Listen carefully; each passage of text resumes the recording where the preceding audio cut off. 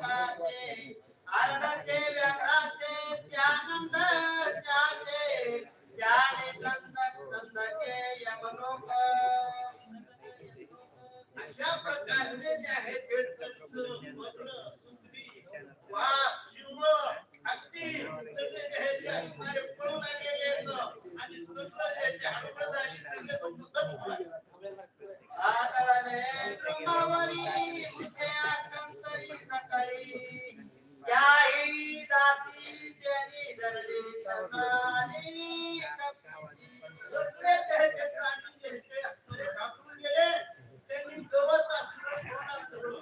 कोणात गवत धरणं म्हणजे शरण येणं आणि शरण येऊन जे हे ते कपिला विनवणी करू लागले हनुमान बाबा आम्हाला मारू काय घ्यायचं आमचं काही होत नाही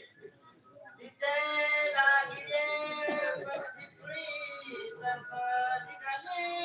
पाताळी निघाल बैतडी टाळली नाटकी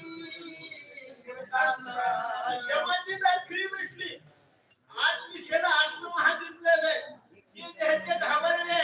असणारे पक्षी आकाशात तुटू लागलेले आहेत आपला जीव घेऊन पळू लागलेले असे हडबडत आहेत दस योजने विस्तार पाच योजने उंची थोर आयचा पर्वताचा विस्तार कपिंद्र तत्वर उपडिला 40 कोस लांब 22 कोस उंच एवढा पर्वत खाली उचलला उपटिला आणि ते घेऊन निघाले आगवणी पाहे पर्वत उपडिला द्वही बाई गगना उचलला दवराईची मनाई अनुमात्रा अशा प्रकारचं दोन्ही हातामध्ये पर्वत घेतलेला आहे कुसळी टकनक मारली कोण लहान मुल चेंडू खेळताना त्याला काही भेद नव्हते का असा लेटे थोडा सुद्धा घाम आला नाही श्रम आला नाही थकवा आला नाही हनुमंताने सहज करत्या लिहिल्या हत्ती जसं सोडेल असणारं कर्णाचं फुल देतो त्या अवस्थेत धात्रा गजरिता कमळ गजर सुंदर कमळ देख तैसा चालिला कपिनायक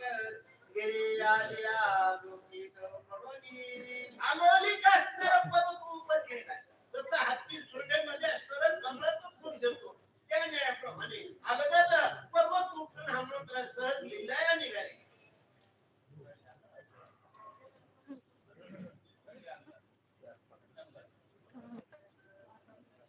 तरी अंधार पडे गणक वरी प्रकाश आगाध यमाचा अति सुध कोंदले नाभ उतडे जगाला पहिल्या भाषेत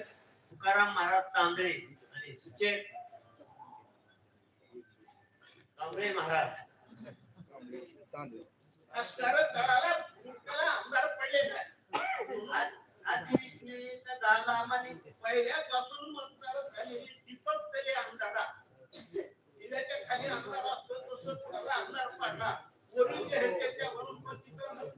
मुक्त प्रकाश पडलेला होता चौकन ज्याचे प्रकाश पडलेला अशा अवस्थेमध्ये आकाशामध्ये निघलेले अशी असणारी अवस्था आहे त्यानंतर ते पुढले मग ते वाचक सूचक ते सांगते